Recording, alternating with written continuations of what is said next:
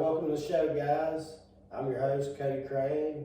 With me, as always, my lovely co-host, Kristen Crane, aka Kiki. What's up, guys? Thanks for tuning in to another episode of Couple of Subs. So, on today's show, we have the privilege to introduce a guy that's been working with our team down here on the Gulf Coast at FL Crane. He works as a project director of Cogent Analytics and been down here for a couple weeks with us, and it's just blown my mind how he storms in and just shakes the company up and works his magic. And I decided day one, I was like, we got to have this guy on the show. All right, so without further ado, welcome to the show, Josh. Thank you. It's nice to be here. Heck yeah, absolutely. Man, I know you're busy. Thank you so much for being here with us. I appreciate it. So before we really get started, kind of tell our listeners a little background about yourself. All right.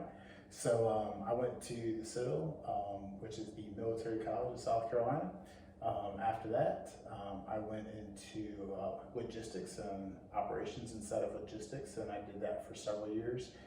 I got very displeased with the situation, and so we had internal consultants that visited our company and helped us perform better. And I said, I can do that, and I like what they do.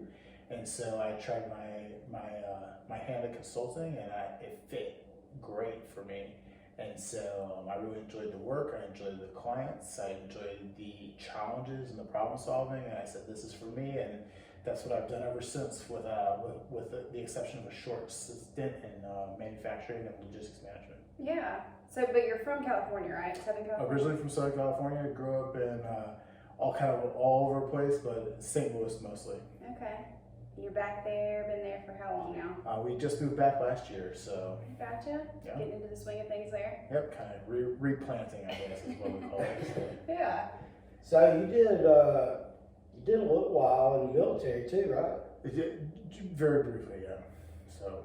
Did you hone any skills while you're there? Not particularly. Not particularly. No. They don't have a big calling for blowing shit up.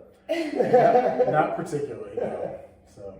So what really led you to be, like an analytic consultant? I know you just kind of gave us a brief background, but... So the real story goes, I was working at a logistics company, and I was kind of placed on this fast movers track inside of that company. And I had a boss that stole every single idea that I ever had. He said, no, that's not a great idea. No, that's not going to work. That's a horrible thing. And then it would turn up that was his idea shortly thereafter. And so after a short period of time of going through that and poured myself in trying to improve that company and make a difference, I said, I can't make a difference here. And this is not a good environment for me. And so we had some internal consultants that had worked with us, and I really liked what they did. I liked what they were about. And so I said, I think I can do that. And so while I was, I quit. And while I was looking for a job, I just did a quick Google search. I put management strategy consultants, and I found a company. The first company I applied to hired me, and that's kind of all she wrote. Is that for the same company that hired you? Is that the same company that you're still with today? It's not. So I worked for them for 10 years, and I took a little break when I got married and started having kids. Yeah. And then I came back to it after a 4-year break. So.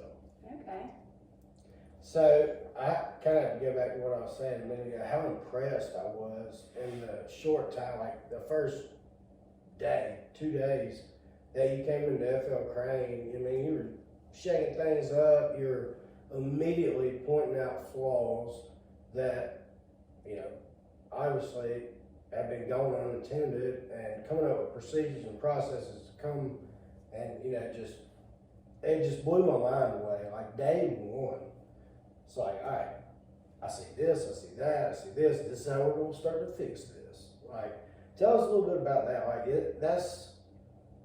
is that something that you were trained to do? Is it just natural? Like, I mean, it's breaking the big problem down into bite-sized pieces, I feel like. So I think it's a little bit of column A and a little bit of column B. So yes, absolutely, we are trained to be able to identify a problem, break it down into small parts, and come up with solutions that make sense, right? That make logical sense. That being said, none of what we do is super complex, right?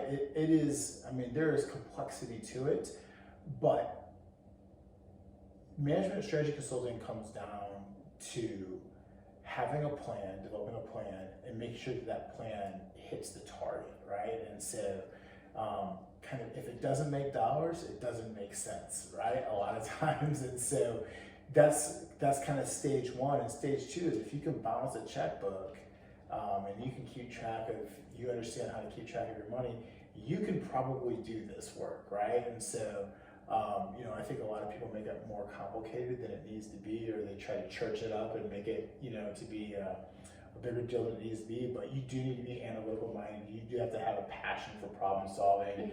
You do have to enjoy working with other people, and you can't be really cynical, right? So you need to be able to talk to people without making them feel stupid. Right.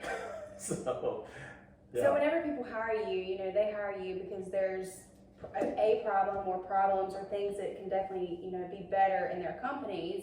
So kind of walk us through that. Like whenever you're first hired on by a company to come in and kind of like tweak and fix and, you know, all that kind of stuff, where do you first like initially start, and how does that unravel with your clients? Sure.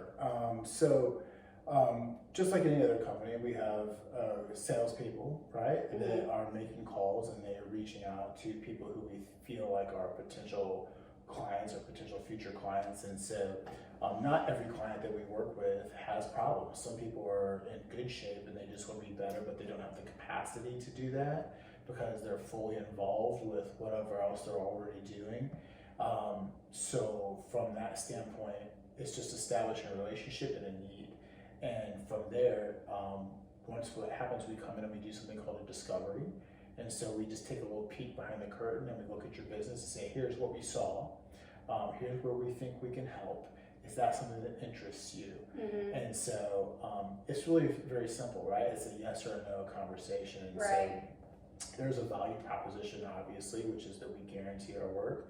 And so because of that, it sometimes is foolish not to, right? To not take that leap of faith and go ahead and get started. And so that's how we end up starting projects. So I think that's really cool because, I mean, no matter what type of industry that you're in, everybody could use that for their business. Everybody could be doing things, you know, better. No doubt. What type of industry do you see? Like, do you do any and every type of business?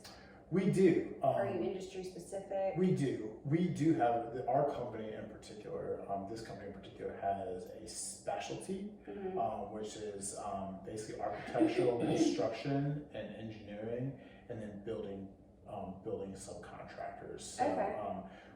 I would say that's our specialty, but we also can do logistics and manufacturing and any other type of businesses out there. But we do have a specialty. We have a core, I guess that you would call it, right? Right. Where we tend to focus on, where we tend to get a lot of our work from. Okay. So you were saying just a second ago, whenever you first come into a company, you establish a relationship and a need, and kind of find the flaws. Where do you take it from there? Can we go like step by step? Like what's your process to get them to the end goal? Sure. So,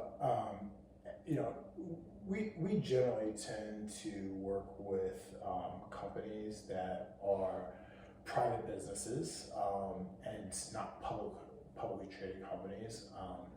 That's not always the case, but that's where we generally tend to go. And so the owners of those businesses have desires, right? So nobody goes into business to not make a profit. Nobody goes into a business not to improve the quality of their life. Nobody goes into business to not be able to cash flow and just struggle and fight every single week on how to be liquid. And so we call those strategic objectives. And so our goal is to understand what the strategic objectives of the owners are, and then to help them meet those strategic objectives. And so when we find problems, if we fix those problems, we tie those back to those strategic objectives. And so that's really what it's about. So we don't really sell people anything. We present, here's what the issues are, and here's how we think they can tie back to your strategic objectives. Is this something that interests you? Is this something you'd be, is this something that you'd be interested in going forward with? And it's really simple. It's a yes or no question at that point. So. Sorry, go ahead. Good. But like, you take those problems and like you break them down and kind of back into them. From what I've seen, like, this is where our issue's at. Well, are they not getting what they need? Are they not doing this? Are we not doing this? And backing into those issues to figure out the root cause and how to solve them. That's right. So you have your strategic objectives. There are different strategic objectives. So we would like to be more profitable, or we're not profitable enough, right? We're not liquid, or we're not, we like to be more liquid in terms of, being able to cash flow the business or have operating capital. We would like to be able to improve our quality of life, and we'd like to, we have an interest in building wealth, building a community of wealth. So, those people who start businesses go into business to nobody goes into business for the pure idea of making money, right? They want to solve a problem, or they want to improve their quality of life, or they want to be able to improve the lives of themselves and their families and the people who are in their community and the people they love, right? And so that's really the basis of our business, right? Is being able to solve those types of problems. And so we say, all right, well, you know what? Maybe you're short $1 million, right? Just for instance, right? Let's say you're short $1 million of what you'd like to be. If you had an extra $1 million, what kind of things would you do with it, right? What is important to you?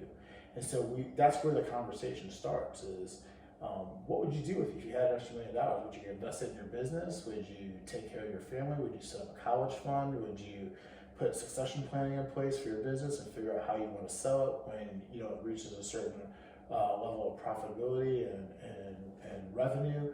What is it that you want to do? And so when we go into a business, it's really about solving those types of problems, right? And helping people achieve their goals. How, do you work with different companies for a certain amount of time, or how long? I'm sure that it's all different, but how do you gauge the amount of time that you're going to spend with the company to improve their procedures?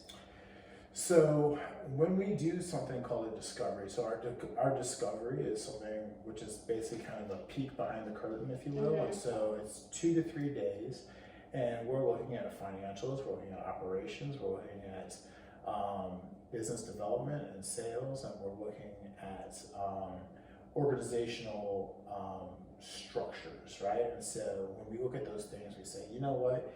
We're missing pieces here, we're missing pieces there. In order to address these issues, here's how long we think it might take, right? In order to the initial outline of that work. And so that's how we scope a project. And so sometimes they could be 8 weeks, sometimes they could be 12 weeks, sometimes they could be 24 weeks. It really just depends on how much work is there, the size of the company, and those are kind of the big factors that play into how long a project is going to last. I would say that one of the biggest things that we do is when we go into a company, we're not just there to solve the problem and walk away. We want to build a relationship with with that company. And so just like a company has accountants and they have attorneys, we feel like they should have business management and strategy consultants that are retained, that know that company, that know the people in that company, that know what that company's objectives are.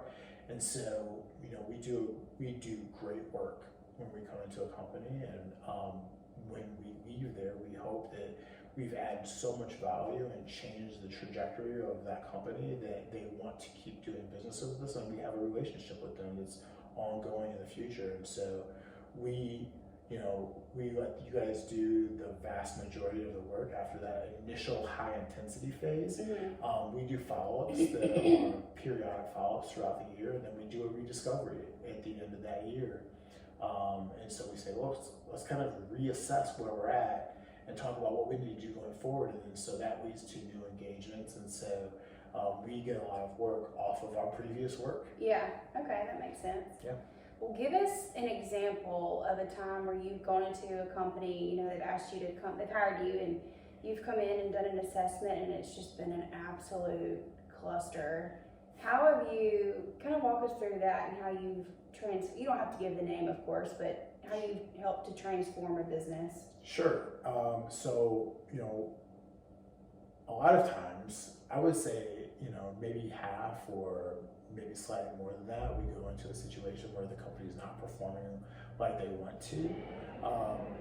We had a company that was not liquid at this point, right? So they were teetering on failure and insolvency.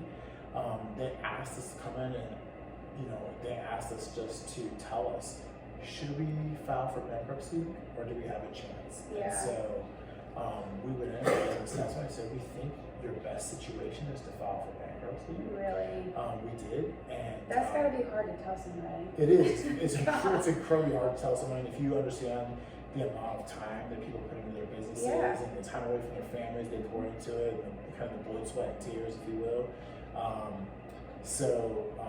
We recommended that they file bankruptcy. They didn't want to do that, so we said, okay, well, here's the things that we have to do today, right? So today we have to start collecting, you know, overdue accounts receivable, right? So people owe you money, you need to get that money, right? And so we need to stop paying bills right now for a short period of time, and so that gives you more operating capital, right? We need to start negotiating our debts with people, and so we kind of lay out a plan for them.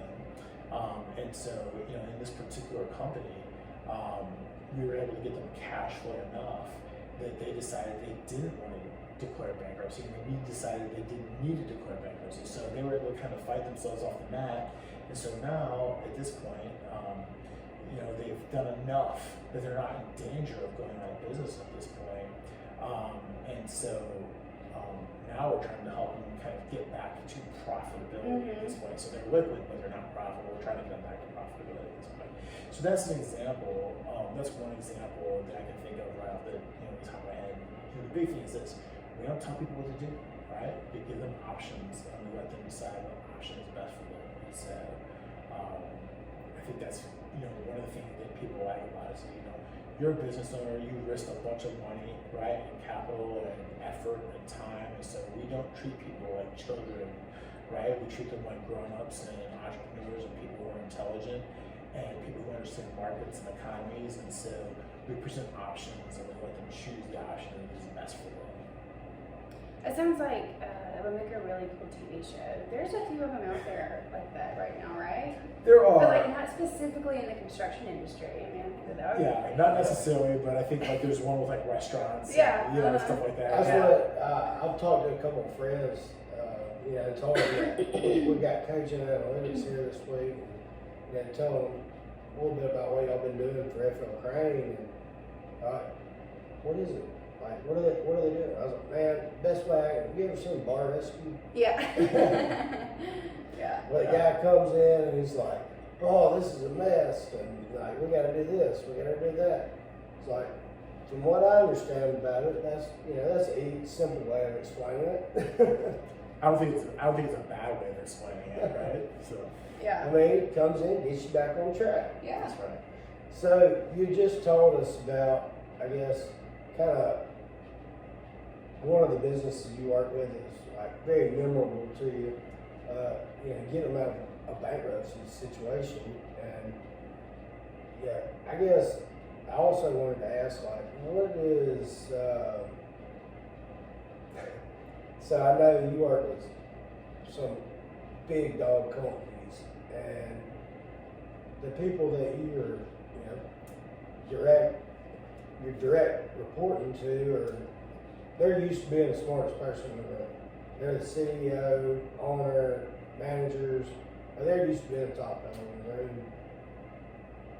What kind of reactions have you got when you came to them like, look, your shit ain't working, like you gotta do this or you gotta do that? Like, I bet you've probably been faced with some So those Some hard decisions. Yeah, absolutely, absolutely. So those responses kind of run the gamut. So again, like when people risk their own wealth, their own capital, right? They pour everything in, they spend time away from their families trying to make their business work, and it's not working the way they want to, right? Or they just want to do more and be better. So those responses go from, okay, well, that's your opinion, and maybe we'll consider it, to you can get right out of my office, right? And so I think that, we don't know, right, is not an acceptable response for us necessarily the first time. So to do this business, you have to be tenacious, and you have to remind people why they decided to engage your services in the first place. And so we remind them about those strategic objectives. Does you retiring at 57 before your body's worn out and your mind is worn out, is that still important to you? Right? Do you still want to be able to donate $1 million to, the children of the sisters of, whatever? Right. Is that still an important thing for you? And if it is, then what you're doing right now isn't the right choice, right? And so you gotta remind people, you gotta keep them focused on stuff. And so it's a huge thing. Client management is a big part of being a consultant, and reminding people why they're doing business with you and what's important to them.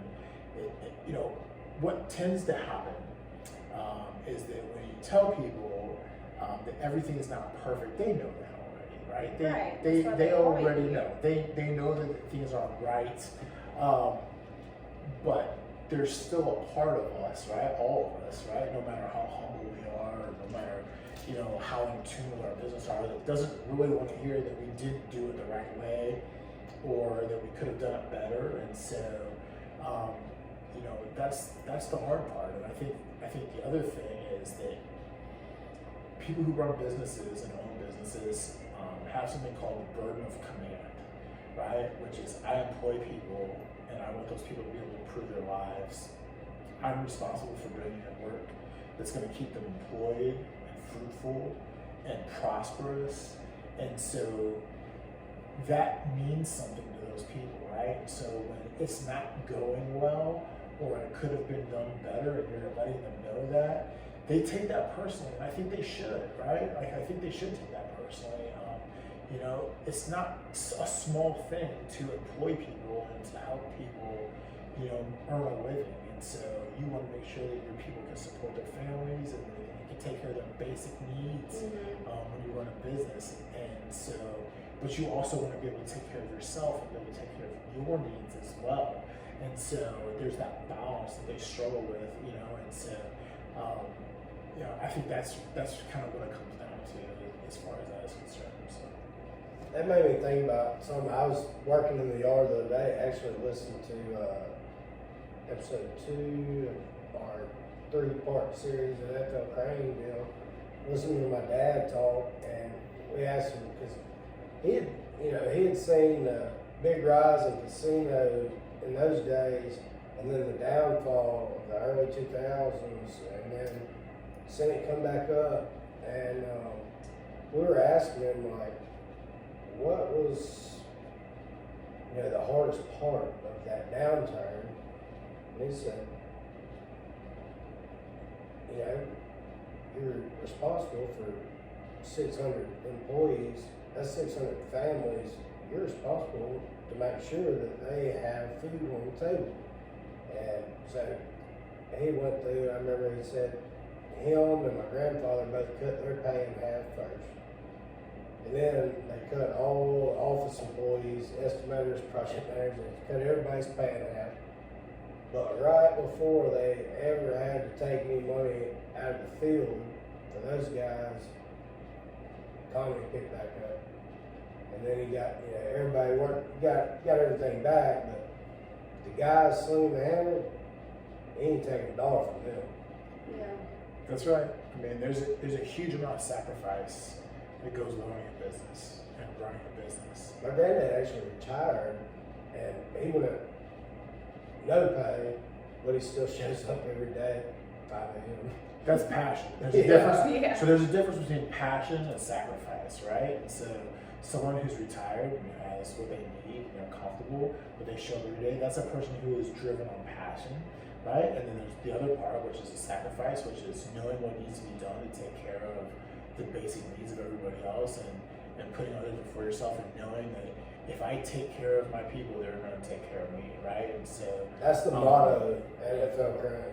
yeah, and I've seen that in a very short period of time, right? And I think a lot of other companies do that too. And so, that sacrifice, people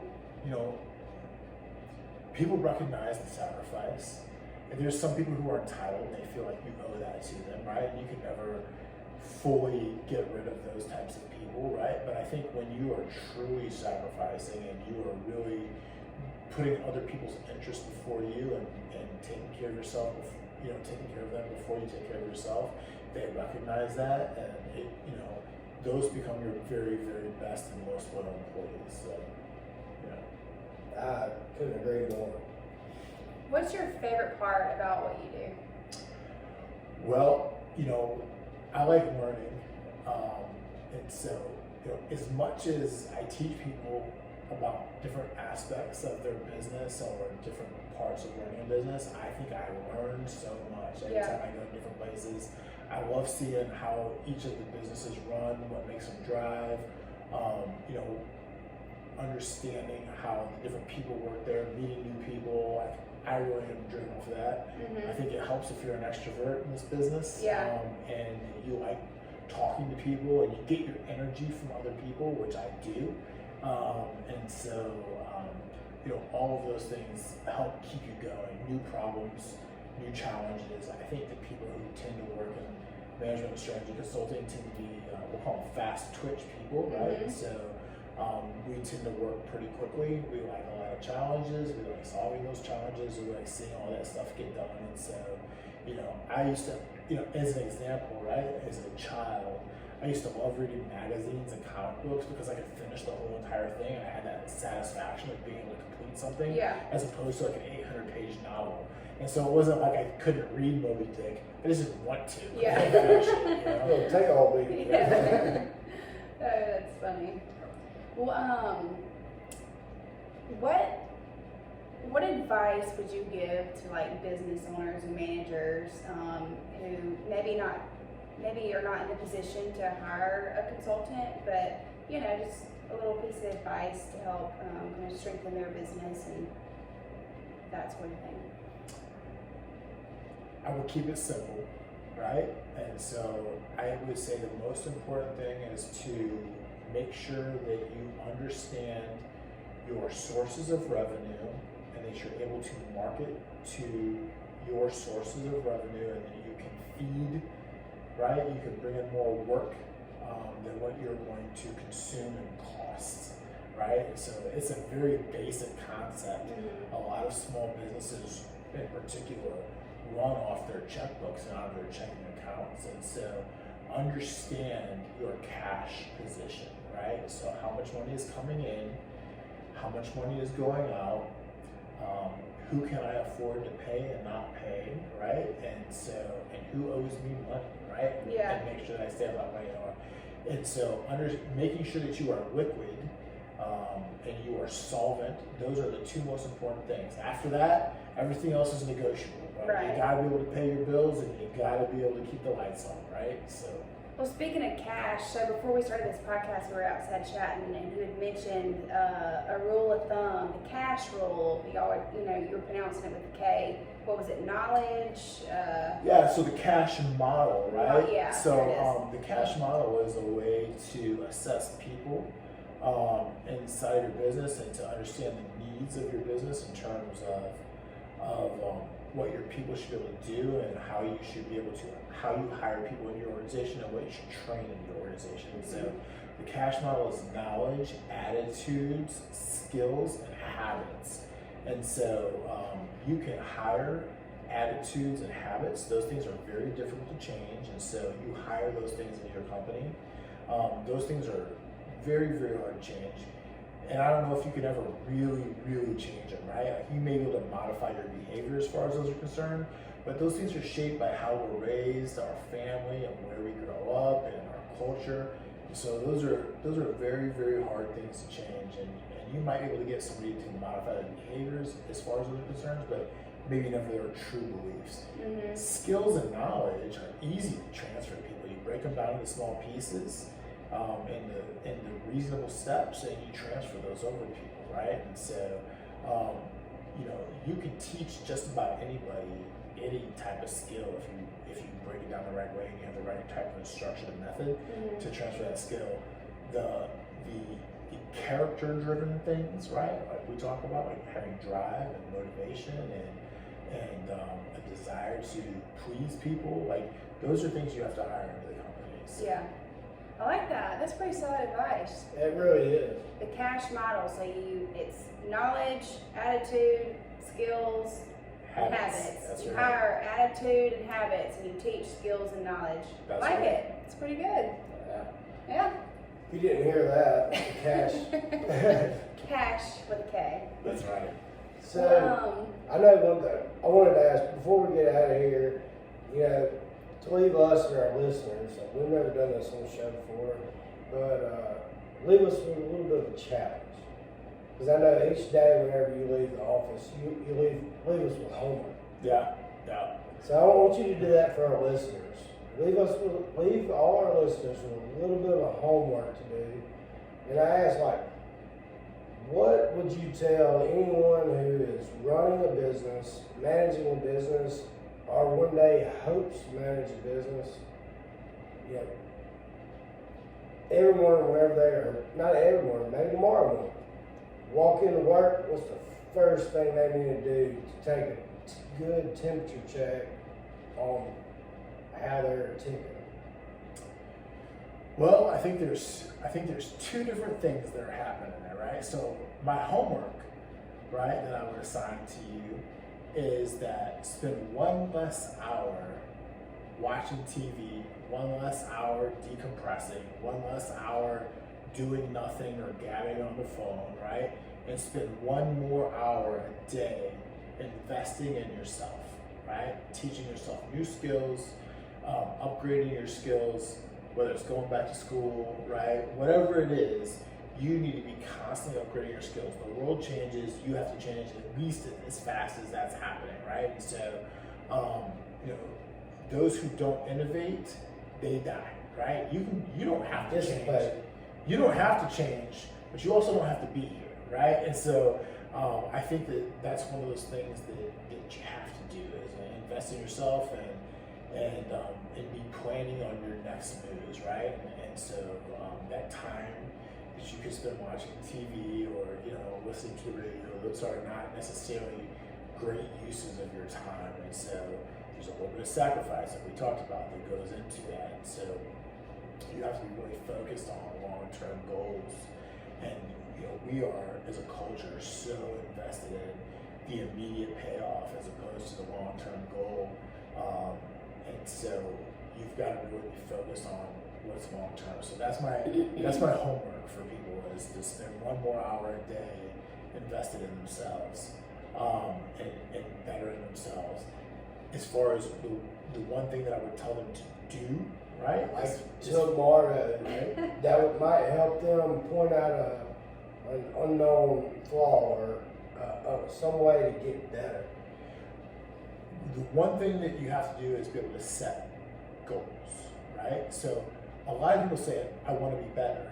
Well, the next question you ask is, better or what?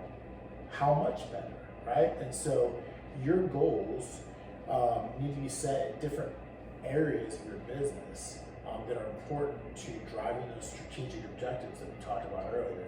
And so your goals should sound like this. I want to improve this thing from X to Y by this date. And so if you don't have goals that are as clearly defined as that for each one of your strategic objectives, you're wrong. You're already wrong. And so fix that thing tomorrow, right? That's what I would tell you. That's pretty solid too. I like Damn it. good I answer. know, right? Well, thank you so much for being on our show, Josh. It's been pretty fun and very informative. I've enjoyed that. Absolutely, Yeah. man. I knew, like, literally the first day I met you, I was like, I want him on the podcast. He came home and said that. I'm serious. When I told you earlier, I was like, I've heard a lot about you. I mean, he did. He was like, man, he came in first day and was like, all right, you got to do this, this, and this. I mean, it was a big compliment. So. Well, that's good. I appreciate it. Yeah. And it's nice to be had. Yeah. That's right. Well, so before we wrap up, tell our listeners where they can go to find out more about Cogent Analytics. So it's www.cogentanalytics.com. All right. And there's a ton of our stuff there at the actual website. And then obviously on YouTube, we have a lot of testimonials from previous clients. And so if you want to go see how actual clients have responded to us, that's a great place to go, and to hear what their story is and what type of business they have. That's the place to go. We might be able to link this video to Yeah, on absolutely. YouTube or something. Perhaps. We'll do that.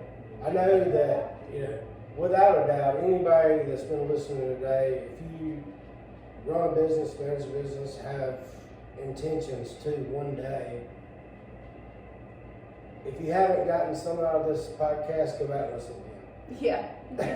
That's right. There's knowledge to be had right here, ladies and gentlemen, and I cannot thank you enough for being here. It's been awesome, Josh. Thank you. You're welcome. Thank you for having me. Absolutely. All right, y'all. If you liked what you heard today, check us out on Facebook and Instagram, Twitter, YouTube, all the things. A couple of subs. Hit them like, share buttons. That's right. All that. Subscribe and check out our website at couplesubs.com. All right, y'all. Till next time. Later. Peace.